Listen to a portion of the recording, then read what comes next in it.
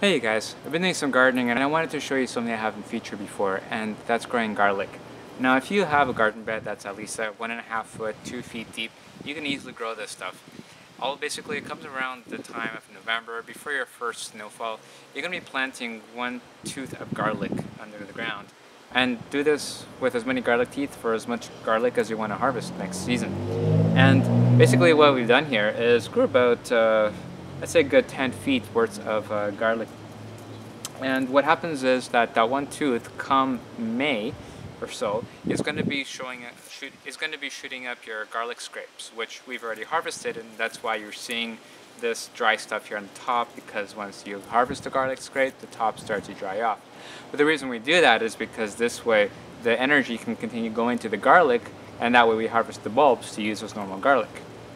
As for the garlic scrapes, those ones, once they're harvested, they can also be processed and used for all sorts of culinary uses. And I'll show you next what we actually do with processing that.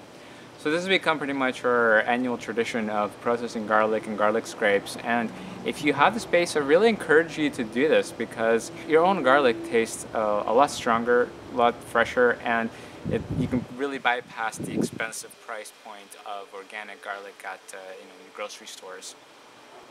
So if you're going to do this, sow it about around November time.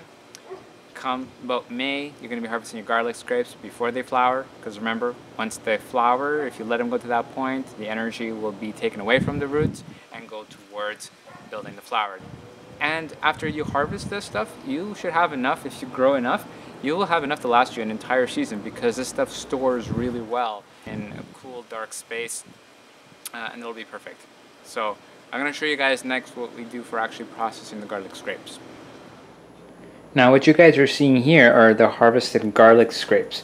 Now this season we did harvest them a little later than last year, so what ended up happening was that the bulbs eventually fruited into their flowers and create these beautiful little bulbs.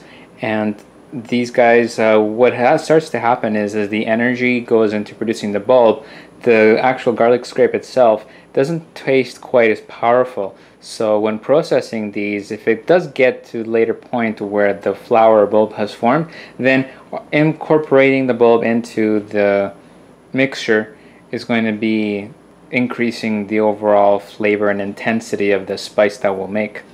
So this has to be processed in order to be dehydrated. So the processing, basically, we're going to taking those large scrapes and you're going to clean them off. I simply do it with a moist, dampened paper towel, and I give it a good little pressure scrub, and that pretty much gets rid of anything that we need to get rid of. And then, because they're kind of fat, to make it an even dehydration, so it doesn't take so long, and just to get a good job dehydrating, we cut them in half down the middle, and then you can cut them into smaller pieces so that they'll easily fit on the dehydrator tray.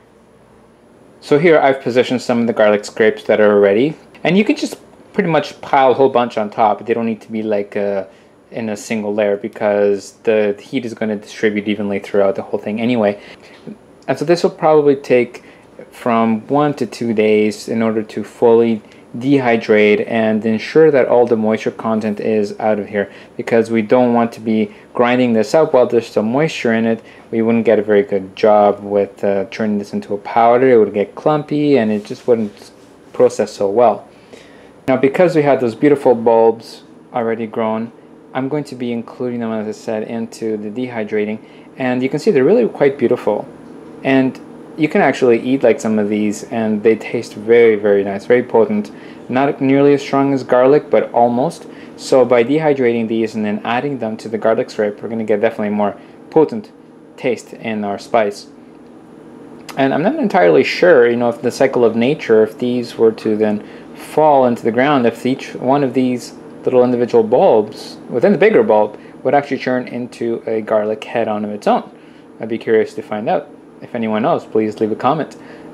Now, in order to get the more even dehydration, I'm also going to cut the heads of these guys in half down the middle, and by increasing that surface area, it should help with dehydrating a lot quicker as well. So we're part way through the drying process, and I just wanted to show you guys what that looks like. These guys are now very hard. If I literally press it, it'll just snap. So there's no moisture left in this, and they can be now processed in the Vitamix dry container. And it took about 2 days to fully dehydrate them. Now the flowers, they have a lot more well-contained moisture, and it's been quite difficult to get them dehydrated. Like when I take a bite out of one of these little guys, I can still feel the moisture in there. So these have to be dehydrated for a lot longer. And because I'm doing a couple of batches of this stuff, I can run the flowers in each time so that they're always dehydrating for, at this rate I'd say probably up to a week, if not more. But so you may want to consider that if you're going to use the flowers or not for making this. On the other hand, with this stuff finished, ready to go, we're ready to move on to the milling process. Now this process here in the preparation is just cutting up the already dehydrated garlic scrapes using either a hand or a pair of scissors, because the Vitamix dry container requires things to be at a reasonable size so that it doesn't jam up or just, you know, it won't be able to actually break it up nice. So this is a really important step before the processing in the blender.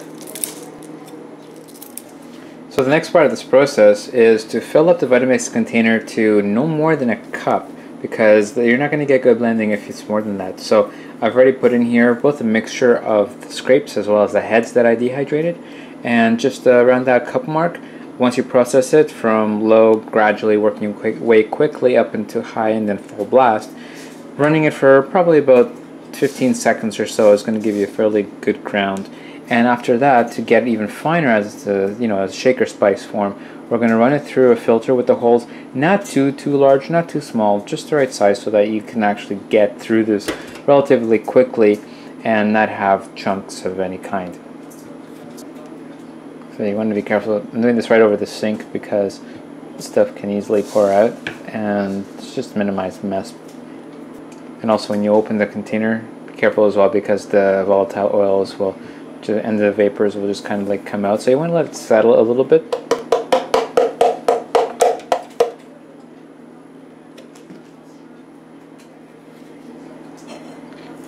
Whatever may adhere a bit to the edges, you can just use a spatula and loosen it up.